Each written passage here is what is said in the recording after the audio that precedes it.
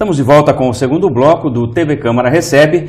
Temos como convidados hoje o deputado federal Vinícius Carvalho e também o Claudemir Ruiz Júnior, que é presidente do diretório do PRB aqui, partido do deputado que é o nosso convidado de hoje. Deputado, nesse segundo bloco, queria que o senhor falasse um pouco do seu trabalho, do trabalho do senhor, né? Permita-me chamar Claro. o senhor é jovem ainda, do seu trabalho parlamentar. O senhor falou sobre um trabalho de unificação das polícias, do qual o senhor é relator, explicar o que é esse projeto, né? Como ele pode ser importante para a polícia e para a sociedade. Sem dúvida. Rogério e amigos telespectadores, nós fazemos parte de algumas comissões temáticas na Câmara dos Deputados e também comissões especiais, como essa comissão de estudo. Comissão temática, eu sou titular, vice-presidente da Comissão de Desenvolvimento Econômico, Comissão de Defesa do Consumidor, Comissão de Finanças e Tributação, Comissão de Relações Exteriores, Comissão de Segurança Pública, nós fazemos parte dessas comissões. E também da Comissão Especial de Estudo para unificar as polícias civil e militar. Eu sou relator desta comissão. É uma comissão que começou no final de 2015, é a comissão de estudo. E essa comissão consiste em nós analisarmos não só o aspecto de unificar as polícias. Nós temos observado a questão do ciclo completo por parte da polícia, que é um pleito da polícia militar, porque hoje a realidade que existe, nós temos pelo menos um posto da Polícia Militar em cada um dos 645 municípios do estado de São Paulo. Isso seria a nível do estado de São Paulo. Estado de São Paulo. Mas esse trabalho da comissão é em âmbito nacional, ok? Para nós podermos modificar a legislação para avaliar se é possível ou não unificar a Polícia Civil e a Polícia Militar em cada estado e tornar uma polícia única, né? Esse é o aspecto da comissão que não está adstrito somente a esta análise, mas também a questão do ciclo completo, que nós temos observado, e o pleito dos militares e da própria sociedade, quando, por exemplo, nós sabemos que nem todos os municípios têm uma delegacia aberta, né, ou sequer existe uma delegacia. E nos grandes centros, as delegacias de polícia civil, elas não funcionam 24 horas no dia e nem os 7 dias da semana. Tem bairros, por exemplo, em São Paulo, que se fecha a delegacia e fica só em regiões. Tem que haver um deslocamento, né, de 30, de 40 quilômetros em São Paulo para poder, no final de semana ou à noite, se fazer uma ocorrência. Eu estou falando de São Paulo. Imagine aqui no interior, em que existe uma delegacia policial, por exemplo, em Tupã, mas numa cidade que está a 50, 60, 100 quilômetros de distância, não tem uma delegacia policial e acontece ali naquela cidade, né, algum crime que precise ser feito um boletim de ocorrência lá na delegacia ou aqui na delegacia.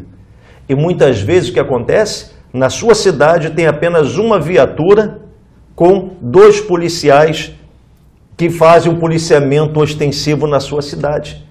E o que acontece? Esses policiais têm que sair da sua cidade, deixar a sua cidade desguarnecida da segurança pública, se deslocar durante horas pela estrada, né, sujeito inclusive a qualquer caso fortuito que possa ocorrer, aguardar na delegacia aqui para poder fazer a ocorrência 2, 3, 4 horas, porque não é assim desse jeito, que chega e faz, e depois retornar.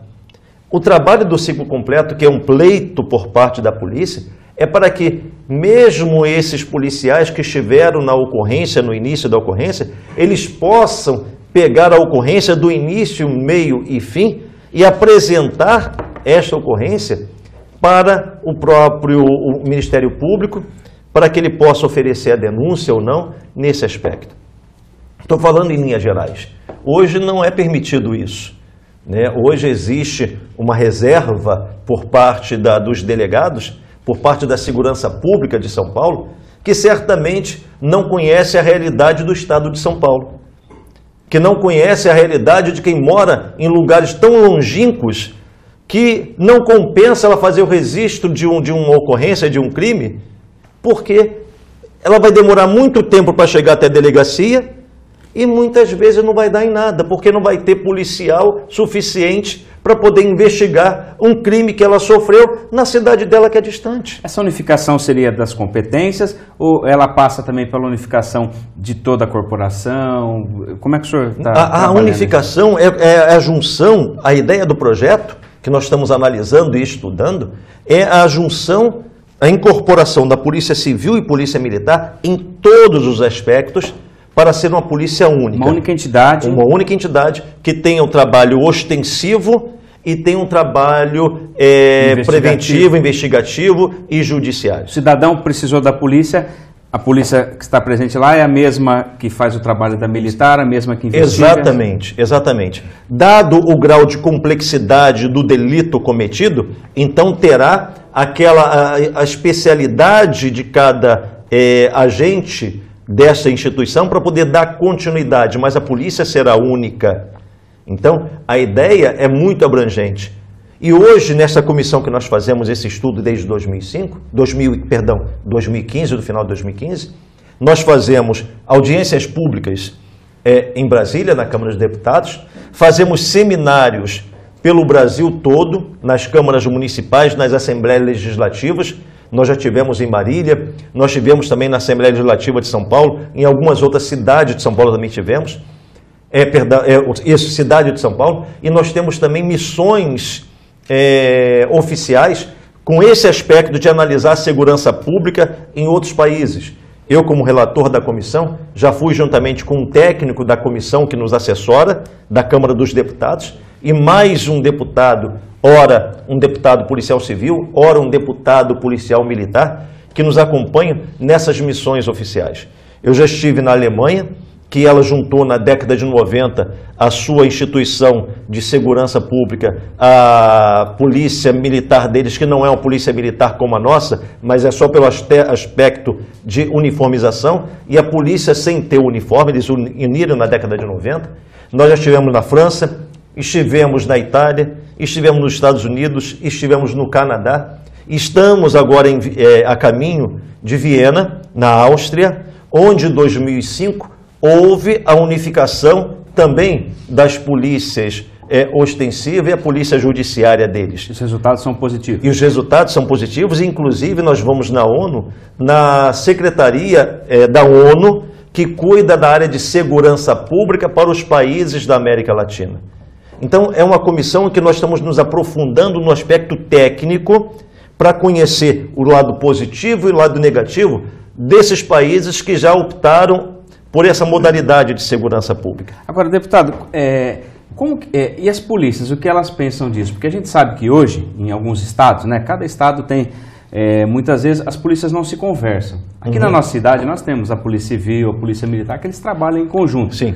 Agora, em muitos lugares é diferente. A Polícia Militar de São Paulo, por exemplo, é uma polícia que surgiu na Revolução de 30, a Força Pública, e foi construindo a sua história. Sim. A Polícia Civil tem uma outra origem. Em alguns lugares a gente sabe que elas muitas vezes não se conversam, cada uma faz o seu trabalho, isso até dificulta. O projeto a qual o senhor relator, o seu trabalho é importante, a gente acha até que agiliza, mas o senhor acha que as polícias, como é que se daria essa junção? Por parte das instituições, não existe o interesse deles, da instituição, não existe o interesse deles em haver uma unificação. Como também não existe por parte da Polícia Civil permitir que haja o ciclo completo da Polícia Militar. Então, eles não se entendem. Por mais que trabalhem em conjunto, não há uma integração de informação entre o banco de dados da Polícia Civil e Polícia Militar, não há, até no estado de São Paulo. Não existe por parte do governo do estado, não falo de outro estado, estou falando do estado de São Paulo. Não existe por parte do governo do estado um trabalho que poderia efetivar ainda mais a questão da segurança pública, né? Há, da própria instituição, Polícia Civil, 2 tipos de instituições. Há na Polícia Militar 2 tipos de instituições, não é só em São Paulo, mas em todo o Brasil. Como que eu digo isso? Como que o deputado Vinícius Carvalho, relator dessa comissão de estudo, chegou a esta conclusão? É após ouvir quem é oficial e após ouvir quem é praça. Parece que os interesses dos oficiais é o interesse dos praças são outros. Na Polícia Civil, parece que o interesse dos delegados são uns, o interesse dos agentes são outros. Se nós temos uma instituição que ela é dividida dentro do seu aspecto de objetividade, imagine para a sociedade o tipo de serviço que pode ser oferecido. Não obstante os profissionais da segurança pública que nós temos em São Paulo e temos no nosso país merecerem todo o nosso apoio, merecerem todos os nossos aplausos e reconhecimentos. Porque fazer o que eles fazem no aspecto de segurança pública, na condição que eles têm, eles são verdadeiros heróis. E todo esse trabalho que nós estamos analisando no aspecto de unificação, se vai ser possível unificar ou se não vai ser possível unificar, nós não estamos abrindo mão de olhar o lado humano dos profissionais da área de segurança, dos policiais civis e os policiais militares, para que nenhum deles tenha nenhum tipo de perda, pelo contrário, sejam motivados e valorizados a continuar fazendo o trabalho que eles têm feito durante toda a sua vida com muita maestria. E nós, como sociedade, agradecemos que nós temos homens e mulheres abnegados na nossa segurança pública. Mas nós temos que fazer o nosso papel como legisladores, como técnicos, como profissionais da área de segurança, para podermos ver o que é melhor para a sociedade. Não para a instituição A ou instituição B, mas sim sabermos o que é melhor para a sociedade. Uma única instituição de segurança que possa melhorar os seus índices de resolução de criminalidade, de homicídio, de assalto e outro tipo de crimes que não são solucionados e as pessoas, as famílias ficam, né, naquela ânsia de querer justiça, mas eles têm feito o que têm podido, na condição que eles têm tido, ou seja, nenhuma. E por isso é o resultado que tem sido oferecido à sociedade, mesmo eles trabalhando com muita dedicação e muita vontade em resolver. Deputado, é um trabalho muito importante esse da unificação das polícias. Fica até um convite, Claudemir, se o senhor puder trazer o deputado para cá numa oportunidade para debater com a nossa sociedade, com os vereadores, que é um assunto extremamente importante esse da questão da polícia. O senhor está falando em reformas, né, a questão desse projeto, queria que o senhor falasse das reformas. Nós estamos aí, uma questão, né, que nós estamos tendo do atual governo, apresentando uma série de reformas. Nós tivemos uma questão da terceirização, reforma trabalhista aprovada e sancionada. Como é que o senhor está vendo, como é que o senhor se posiciona diante dessa questão das reformas? Temos a da Previdência ainda, que a gente não sabe se vai ou não, né, devido à situação política do momento, mas como é que o senhor se posiciona diante dessas reformas? Vamos começar pelo aspecto do trabalho. Nós hoje temos uma legislação trabalhista, embora foi sancionado pelo presidente a alteração na legislação trabalhista, em alguns itens, não foi toda ela, mas alguns itens que estavam muito mais defasados e prejudicial à população. Eu não estou falando em defender empresário somente, não é defender empresário, é uma questão de justiça, né? É uma questão de justiça. Hoje nós temos no país 14 milhões de desempregados. E esses 14 milhões de desempregados, a despeito de que muitos falam, inclusive na Câmara dos Deputados nós ouvimos, alguns que são da oposição dizem que neste governo, e eu não estou defendendo o governo atual, eu defendo a governabilidade do país. Para mim não importa que seja partido A, B ou C. Eu quero um país forte, eu quero um governo forte que possa trazer transformação social. Então nós não estamos falando aqui em agremiação política, não é isso. Mas nós temos hoje 14 milhões de desempregados, que é fruto de uma política adotada anteriormente e é fruto também de uma legislação de mais de 70 anos, que é a legislação trabalhista que nós tínhamos. Importante falar sobre isso, né? Sim, é muito importante.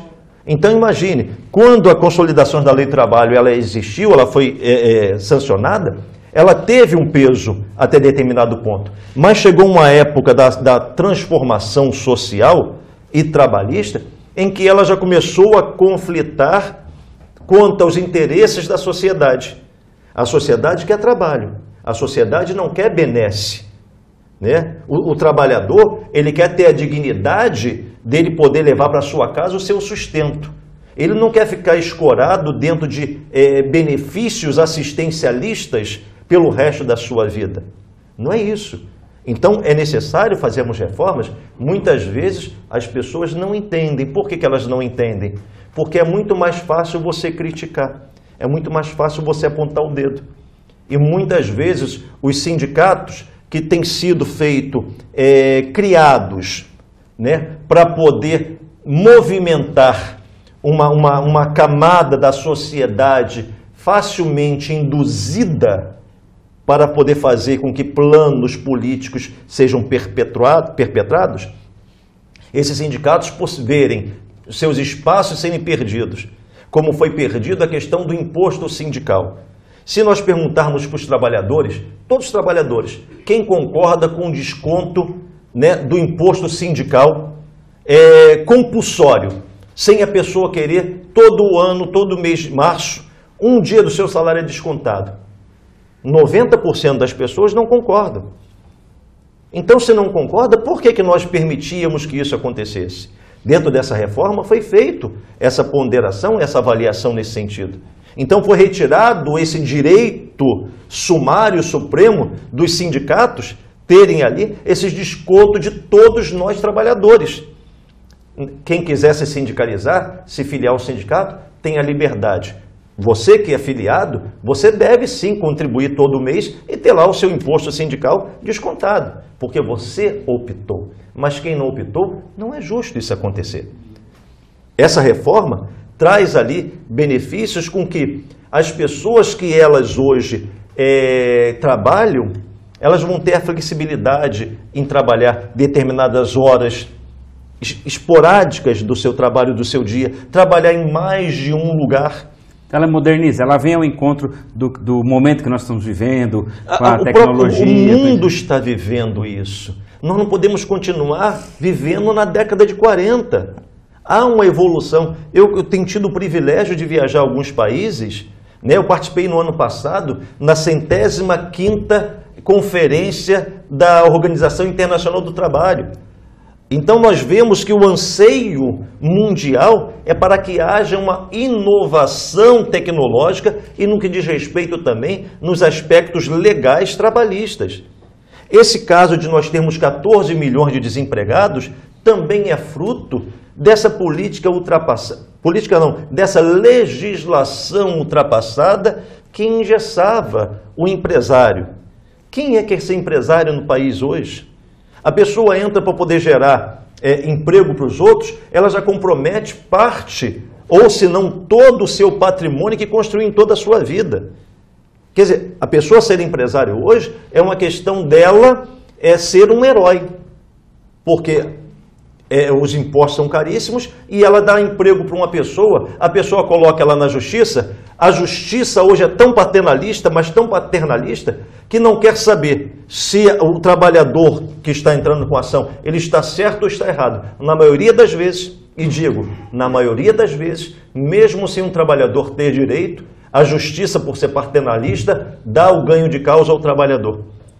E isso faz com que as empresas fechem suas portas, e por fechar suas portas, faz com que, por causa de em detrimento de 200 outros funcionários, esse seja beneficiado e aqueles 200 percam seus empregos. Deputado, a reforma da Previdência é algo também, né, que começou com força junto com a trabalhista, dois assuntos, sim, ficou um pouco parada para que essa reforma trabalhista andasse. Sim. O senhor acha que ela volta no segundo semestre, ela ainda precisa ser aperfeiçoada? Como é que o senhor está vendo isso? Sim, nós voltamos na comissão da reforma da Previdência, eu fiz parte da comissão, minha formação é jurídica, eu sou advogado, especialista em direito do consumidor e pós-graduado em direito previdenciário. Por isso que o meu partido me colocou, o PRB me colocou na comissão para poder fazer uma análise. A proposta inicial que veio, que muito dura por parte do governo, e digo para vocês por que isso está acontecendo. 55% do que se arrecada hoje por parte de impostos do governo federal, 55% está comprometido com a área da Previdência Social. Só sobra 45% do que o governo arrecada, que ele tem para poder investir, só sobra 45% para investir em educação, investir em segurança, investir em saúde e as outras obras de infraestrutura que o país precisa. 45% sendo que 55% já está comprometido com o sistema atual da Previdência. Segundo estudo da própria Secretaria de Fazenda, daqui a 10 anos não será mais 55%, ou não serão mais os 55%, serão 75%. Ou seja, vai sair da onde esses outros 25%, esses outros 20% do que está sobrando, dos 45% que tinha para poder fazer a segurança, saúde, educação e outras coisas. O momento que o governo vive, que o país vive, é necessário tomar medidas extremas para que os benefícios que hoje são pagos, de 67% de todos os aposentados, 67% recebe salário mínimo. Esses benefícios estão garantidos. Continuarão esses 67% recebendo o seu salário mínimo. A única diferença que existe, meu amigo telespectador, minha amiga, é que aquele que ganha acima do teto, esse não ganhará mais acima do teto permitido pelo regime geral da Previdência. Tanto o funcionalismo público, os militares, eu disse isso na comissão... Os militares entraram ou não entraram, né? Os militares, que eu digo de Forças Armadas, né? A própria Polícia Militar também não entrou.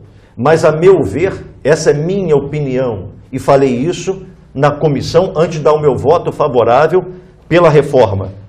Eu falei, os militares também deveriam entrar dentro da reforma, porque nós não podemos ter uma parte da sociedade, ela sendo obrigada a fazer a sua parcela de sacrifício, já que uma outra parte, ela tem ali, não vou entrar de mérito se merece ou se não merece, não é isso, mas ela sendo colocada de fora daquele momento em que todos têm que fazer a sua parte de cooperação.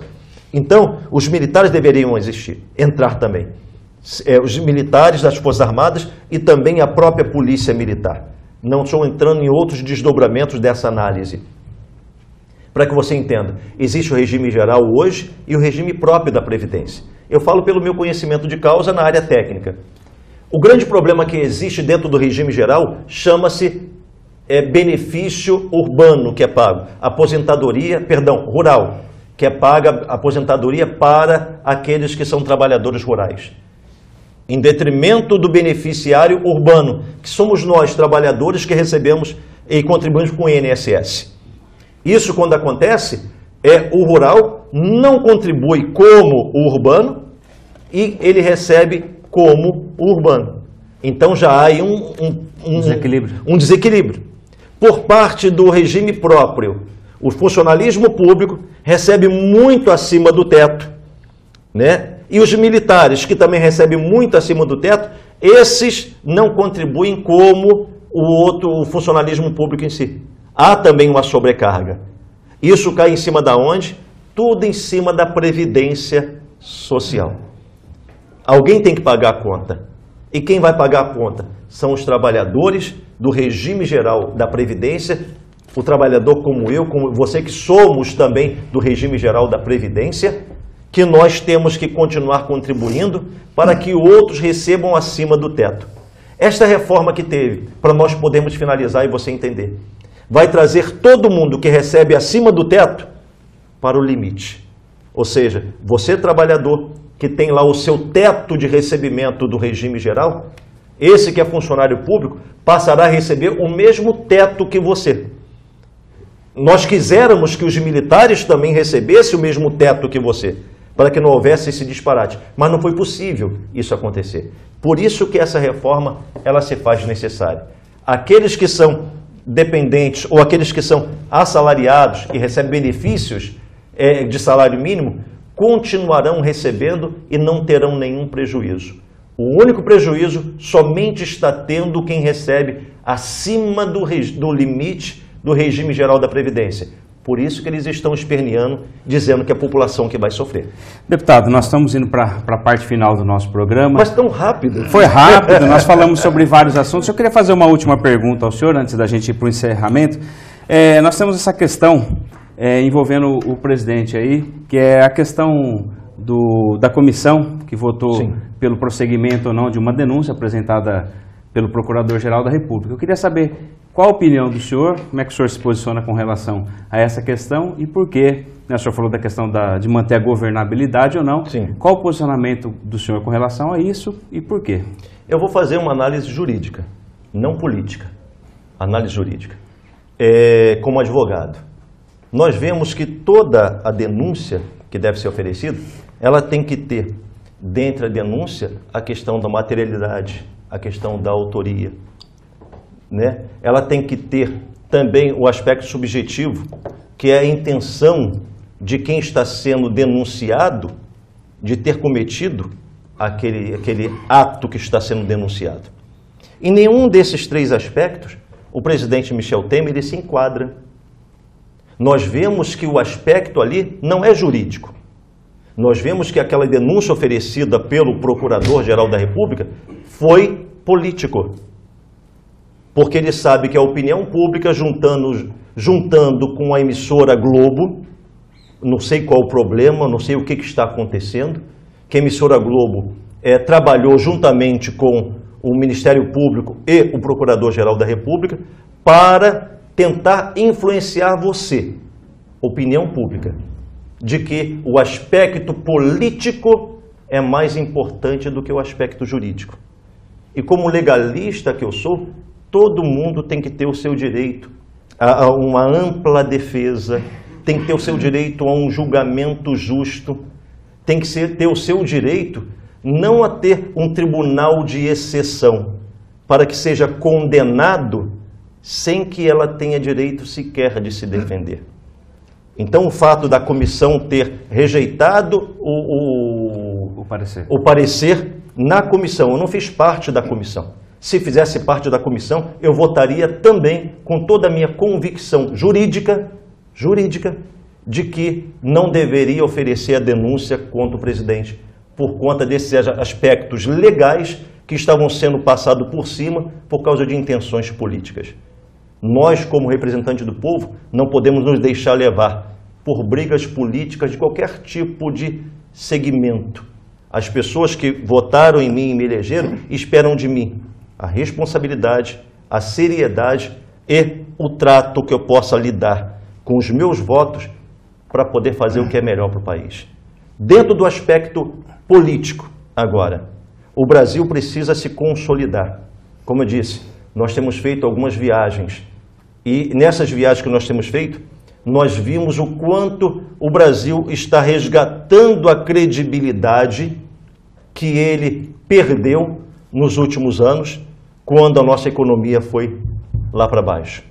Então é um momento de estabilidade e responsabilidade de todos os homens públicos, sejam políticos, sejam eles servidores públicos de qualquer segmento que exista no nosso país. A responsabilidade com o país tem que estar acima de qualquer interesse pessoal, seja ele qual for. Bom, infelizmente nós chegamos à parte final, ouvimos bem o deputado aqui falando do seu trabalho, as suas ideias, os seus projetos, e a TV Câmara tem essa função, né, de dar espaço para que os nossos legisladores possam falar, apresentar os seus projetos. Primeiro eu queria agradecer ao Claudemir por ter vindo aqui, nosso amigo, uma liderança política também aqui da nossa cidade. Obrigado, Claudemir, pela sua vinda aqui e em outras oportunidades também estaremos o recebendo aqui de novo. Hoje, acompanhando o deputado aqui nessa visita aqui à TV Câmara. Rogério, eu queria te agradecer pelo espaço, pela oportunidade que você deu ao nosso deputado Vinícius de Carvalho. Ele teve a oportunidade de explanar algumas coisas, mas faltou ainda, deputado, falar da conta de luz, da conta de água, faltou... Deixa para a próxima vez. O espaço foi curto, mas foi interessante, foi esclarecedor e a gente tem a honra. Muito obrigado, deputado, por estar aqui na nossa região, estar na nossa cidade. Seja sempre bem-vindo, certo? E a gente espera essa parceria, que a gente continue essa parceria que a gente começou aí, muito promissora. E também, Rogério, agradecer o Renan, que abriu espaço para a gente, né, para o deputado, a gente pudesse apresentar algumas coisas, algumas propostas, e muito interessante o bate-papo entre a gente. Obrigado, Rogério. Obrigado. Deputado, obrigado pela vinda aqui à TV Câmara, expor as suas ideias, falar sobre o trabalho, sobre os projetos e agradecemos mais uma vez a sua audiência. O tempo é um tempo, né, que a gente considera relativamente curto, mas pudemos falar um pouco. Fica o convite para uma próxima oportunidade. A TV Câmara é uma TV, ela tinha o slogan, a TV do povo, hoje uma TV a serviço da população, e nosso objetivo é dar espaço para que as pessoas que são eleitas pela população possam debater, mostrar as suas ideias. Obrigado pela sua vinda. Eu agradeço, Rogério, e amigo telespectador que está sempre recebendo, TV Câmara recebe, né, em sua casa.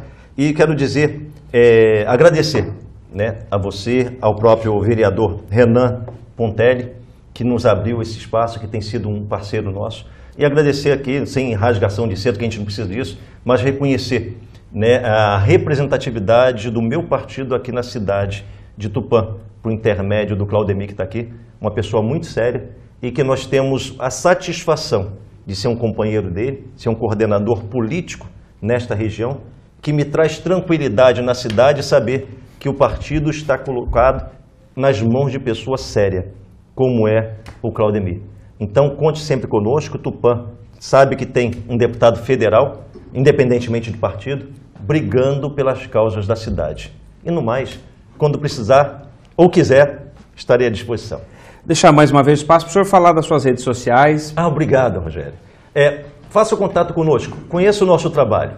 Vinícius, lá no Facebook, você entra lá, Vinícius Carvalho Oficial, é a nossa página no Facebook, tá? Vinícius Carvalho Oficial. E no próprio Instagram também, nós temos o Vinícius Carvalho PRB, que é também o nosso canal de rede social, que a gente demonstra tudo que nós temos feito. Facebook, Vinícius Carvalho Oficial, e no Instagram é Vinícius Carvalho PRB. No mais, até qualquer momento. Fique com Deus. Obrigado, Claudemir, obrigado ao deputado e obrigado a você de casa que acompanha a programação da TV Câmara, uma TV a serviço da população. Nós estamos há 7 anos no ar, levando até você de casa informação. Hoje recebemos o deputado federal Vinícius Carvalho, deputado do PRB, que veio falar sobre o seu trabalho na região, as suas parcerias com a PAI, com entidades, o trabalho social, e também falou um pouco dos seus trabalhos, importantes trabalhos.